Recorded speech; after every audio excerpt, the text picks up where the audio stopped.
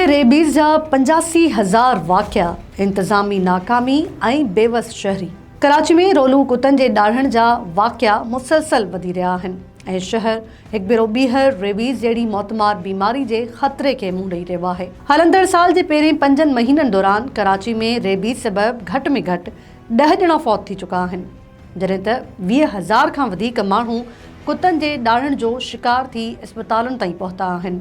ताज़ो न्यू कराची जे 14 सालनि जे नीगर अली फ़हद जे रेबीज़ सबबि फौत थियण वारे वाक़े न रुॻो वालिदैन पर सिहत जे माहिरनि, इंसानी हक़नि जी तंज़ीमुनि ऐं शहरी हल्कनि खे बि सख़्तु परेशान करे छॾियो आहे।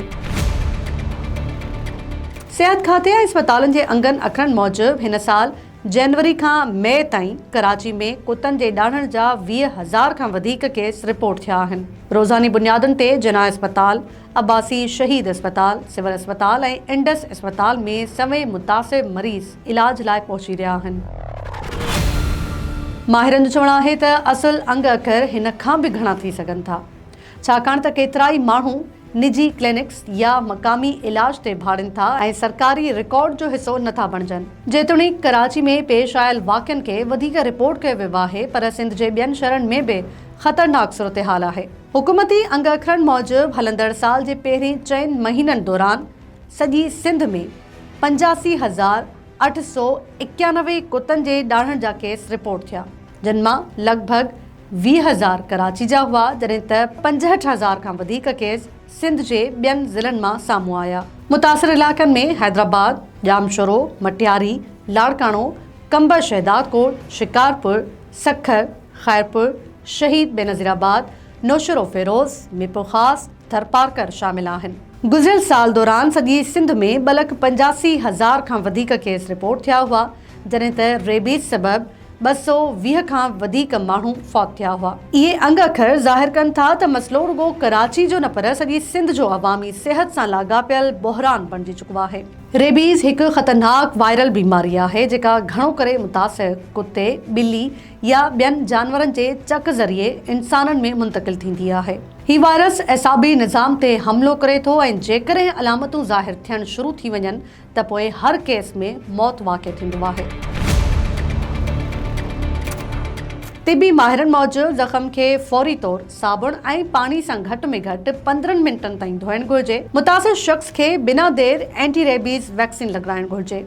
सख़्त ज़ख़्मनि जी सूरत में रेबीज़ इम्यूनोग्लोबिन बि ज़रूरी हूंदो आहे।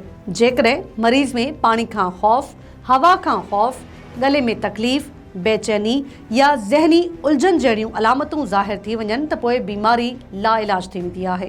वैक्सीन लॻण बावजूदि कुझु माण्हू छो फौत थियनि था? ही सवाल हिन वक़्तु सभ खां वधीक बहस हेठि आहे।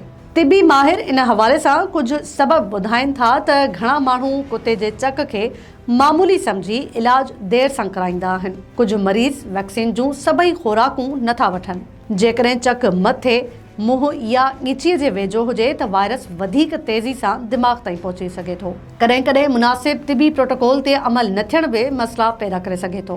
समाजी कारकुननि ऐं शहरनि मूजिबि मसइले जा केतिरा ई बुनियादी सबब आहिनि। शहर जे केतिरनि इलाइक़नि में कचिरे जा ढेर मौजूदु आहिनि जेके रोलू कुतनि लाइ खुराक ऐं वाद वीद जो वॾो ज़रियो बणिजनि था।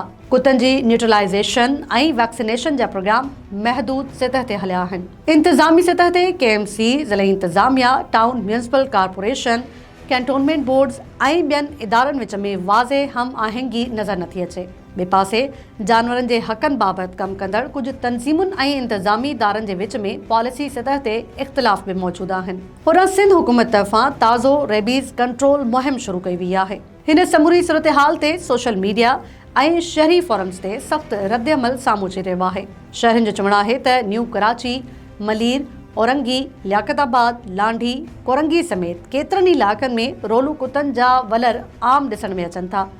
दिलचस्प ॻाल्हि इहा आहे त हाणे कराची जे पोश इलाइक़नि में रहायशी स्कीम्स में बि रोलू कुतनि जी मौजूदगी बाबति शिकायतूं वधी रहियूं आहिनि। माहिरनि जो चवणु आहे त रुॻो कुतनि खे मारणु या रुॻो वैक्सीन ॾियण सां मसइलो हल न थींदो। इन लाइ हिकु जामिया पॉलिसी जी ज़रूरत आहे। माहिरनि मूजिबि रोलू कुतनि जी रजिस्ट्रेशन, मास वैक्सीनेशन, न्यूट्रलाइज़ेशन प्रोग्राम, शहरी सफ़ाई, वैक्सीन जे मुसलसल दस्तियाबी अवामी आगाही, इदारनि विच में हम आहंगी अहम घुरिजूं आहिनि। सिंध में रेबीज़ हाणे रुगो सिहत खाते जो मसइलो न रहियो आहे, पर इहो हिकु वॾी अवामी सिहत वारी एमरजेंसी, शहरी इंतज़ामिया जी कारकर्दगी ऐं हुकूमती ज़िम्मेवारी जो इम्तिहान बणिजी चुको आहे। हर नई फौतगी सां इहो सवाल वधीक अहम थींदो पियो वञे त नेठि इंसानी ज़िंदगियुनि जी हिफ़ाज़त लाइ ज़िम्मेवार इदारा कॾहिं मुस्तक़िल ऐं असराइता क़दम खणंदा। जेसिताईं रोलू कुतनि जी आबादी ते ज़ाब्तो, सफ़ाई जे निज़ाम में बहितरी ऐं इलाज जी सहूलियतुनि जी मुकमल फ़राहमी यकीनी न बणिबी, तेसिताईं सिंध जा हज़ारे शहरी रेबीज़ जे ख़तरे हेठि रहंदा।